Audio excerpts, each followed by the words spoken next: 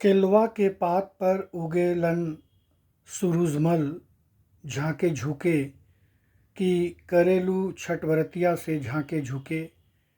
ये गीत अभी संपूर्ण भारतवर्ष में गूंज रहा है।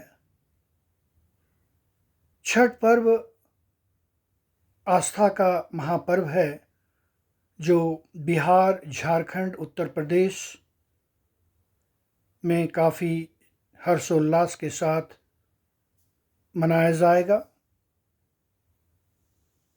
ये भारतवर्ष में ही नहीं बल्कि अब विदेशों में भी ये महापर्व की शुरुआत हो चुकी है।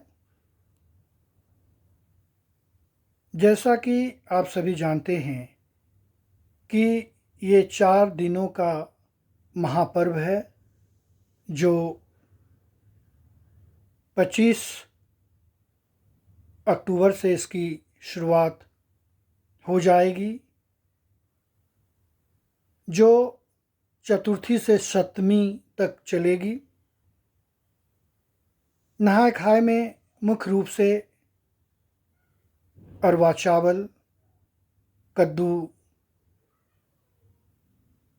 की सब्जी और चने की दाल प्रसाद के रूप में ग्रहण किया जाता है। दूसरा दिन खरना होता है जिसमें व्रती संध्या में गुड़ का खीर प्रसाद के रूप में ग्रहण करते हैं और उस संध्या से 36 घंटे का निर्जला उपवास व्रती रखते हैं। तीसरा दिन संध्या अर्घ्य दिया जाता है और चौथा दिन सुबह में भगवान भास्कर को अर्घ्य दिया जाता है। भगवान भास्कर और छठी मैया का संबंध बहुत गहरा है। छठी मैया भगवान भास्कर की बहन है जिसे मुख्य रूप से पूजन किया जाता है। ये प्रकृति का पर्व है, सीधा प्रकृति और मनुष्य का संबंध है, जिसमें पवित्रता का प्रतीक दर्शाया गया है। चारों तरफ साफ सफाई की जाती है और कहा जाता है कि इसकी शुरुआत अंगराज कर्ण ने की थी। घंटों तक जल में रहकर अंगराज कर्ण भगवान भास्कर को जल अर्पित किया करते थे। महाभारत और रामायण काल में भी इसकी चर्चा है। त्रेता युग में जब भगवान श्री राम, माता सीता और लक्ष्मण रावण का वध कर 14 वर्षों के बाद जब लौटे तो मुंगेर में गंगा घाट में माँ सीता ने छठ व्रत की थी।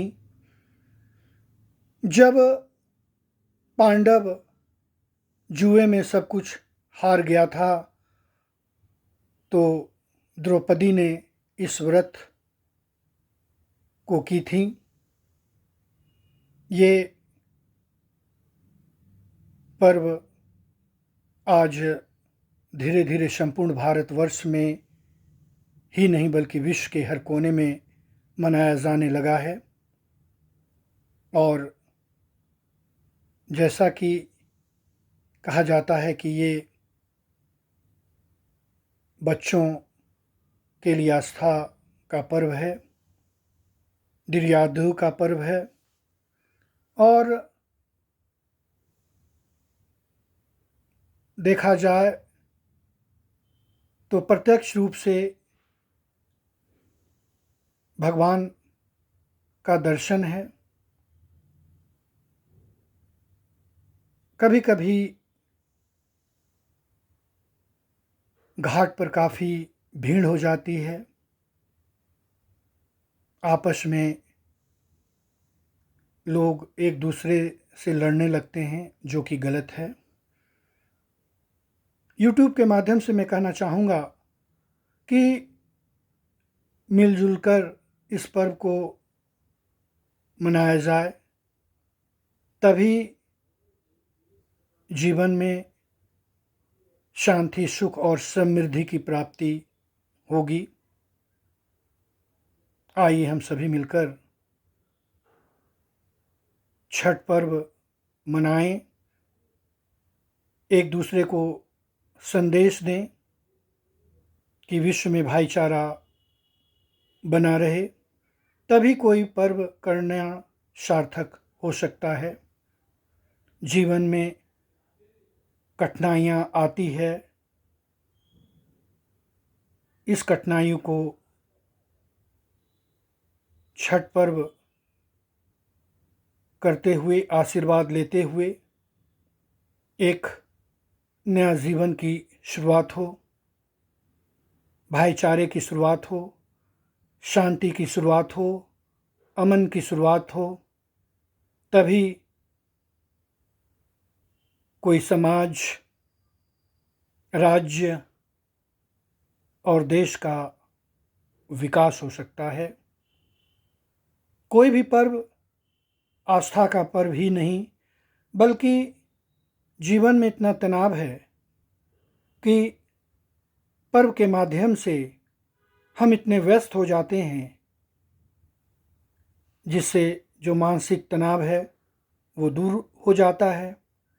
हम बहुत ऐसी बातों को उस समय भूल जाते हैं और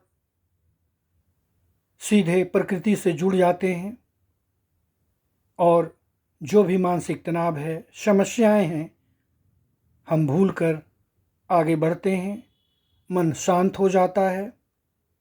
यही पर्व से जुड़ने का रहस्य है। एक बार पुनः महापर्व के शुभ अवसर पर सभी देशवासियों को बहुत बहुत शुभकामनाएं। आने वाला समय सबके लिए अच्छा हो, यही कामना के साथ हम सभी आगे बढ़ें और एक ऐसा निर्णय लें कि किस तरह से परिवार का, समाज का और राष्ट्र का विकास हो सकता है। जय छठी मैया।